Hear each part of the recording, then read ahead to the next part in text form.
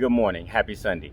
Proverbs tells us a joyful heart is good medicine, but a crushed spirit dries up the bone. Why is this relative? Because right now we're living in a time where suicide, depression, and anxiety at an all-time high. And if that's not alarming enough, amongst our children and teens, this pandemic is really affecting the mental health. Suicide rates amongst the teenagers have spiked, amongst the high schoolers have spiked. So I want to use scripture to apply in our everyday life to make a difference, because some of us don't have any other resources, but what you do have is your mind, and your mind can actually make you healthy. So when we're talking about the heart, understand the heart and the brain communicate. Whenever we're stressed out, our heart beats erratic.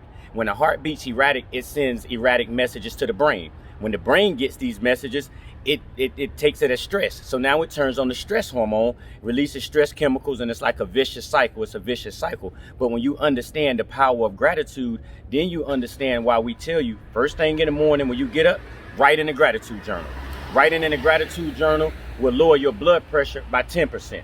It will reduce the level of cortisol. When you wake up in the morning, your brain is on high alert. Because your brain job is to keep you alive. So it's watching to see what's going on. That's where you get all these thoughts from. That's why you want to engage in gratitude as soon as you wake up. And if you write it down, it engages both sides of the brain. Also, you take that deep breath. That lowers the cortisol level, and it raises your IgA, which is an immunoglobulin, which is an antibody that protects you from pathogens. So yes, just thinking a certain way can help make you either healthy or sick. You got to understand your telomeres are listening to everything you say. So if you say things like I'm getting old or I'm tired, you're actually instructing your cells to behave old and to behave tired. You got to understand who you are. Bruce Lipton said it best. He said, you might look at yourself like you one person, but you actually a community of cells. And these cells is what keep you alive. Right now, they're telling us we need a healthy immune system to combat this virus. Well, the immune system is composed of immune cells. Immune cells have telomeres. Telomeres are listening to what you say. Your thought will either lengthen these telomeres or shorten these telomeres. When the telomeres get too short, that's when disease, aging, and death apply. So yes, by your thought alone, you can actually extend your telomeres. And that's why we do these webinars on deep breathing, on gratitude, on the immunity in the body, so that you will understand that you have power and that you can use, and you don't have to go outside of yourself. Gratitude is going to increase the quality of your sleep. It's going to increase the duration of your sleep. Why is that important? Because sleep equals a deep cleaning. There's certain things that can only be prepared at night when you go to sleep.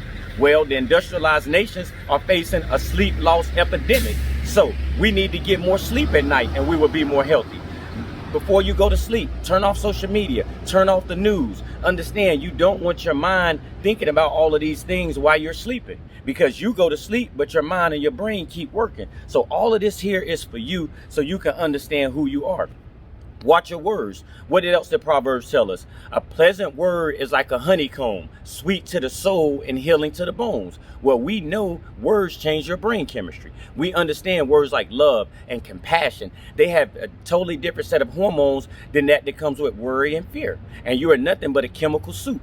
So you want to keep your hormones in balance. Right now, you got a lot of hormonal imbalance, a lot of thyroid problems. People don't understand. Your thoughts, your words are facilitating the release of these hormones. Remember, your brain is just a chemical lab, and thoughts are the language of the brain. So you think a certain thing and you facilitate these hormones and these chemicals in your body. So be mindful of what you're thinking. Be mindful of what you're feeling. You know what I'm saying? And you got to have that attitude of gratitude. A lot of times we focus on what we don't have. But listen, you got 2 feet, you can walk. You got 2 eyes, you can see. There's some people that's blind and they will give anything just to see the sunrise. Things that we take for granted. You got 2 ears, you can hear the birds chirping. But imagine if you wasn't. So it could always be worse than what it is. So first of all, just be thankful. Being thankful will literally change you on a cellular level, will change you on a biochemical level.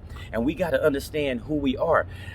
As within, so without. So on a cellular level, that's what sustains us.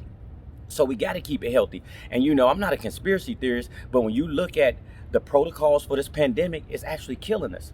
Think about it, deep breathing, right? Most people don't know that most of your waste is eliminated through your lungs. 70% of the waste is eliminated through the lungs. So taking deep breaths will help eliminate more of the toxins in your body. Also practicing taking deep breaths helps improve lung functionality, because after our 20s, we start to lose 9 to 25% of our lung functionality each decade. So going in, taking these deep breaths are going to help you, because if you lose lung functionality, then you got more toxins into your body. Okay, so that's why the deep breathing is so good. Exercise, sweat some. 19% of the toxins is released through the sweat in your body, through perspiring. So there are things you can do. You can get up and you can think happy thoughts. You can focus on only the positive things. You can get out, move your body, do a little exercise, watch what you're eating. All of these things matter. Understand who you are. And that's why I say again, we wrestle not with flesh and blood, but against principalities, against powers, against the rulers of the dark of this world, against spiritual wickedness in high places. That means people know who you are and they're using it against you. So you know what it is. It's the great awakening. It's time to wake up.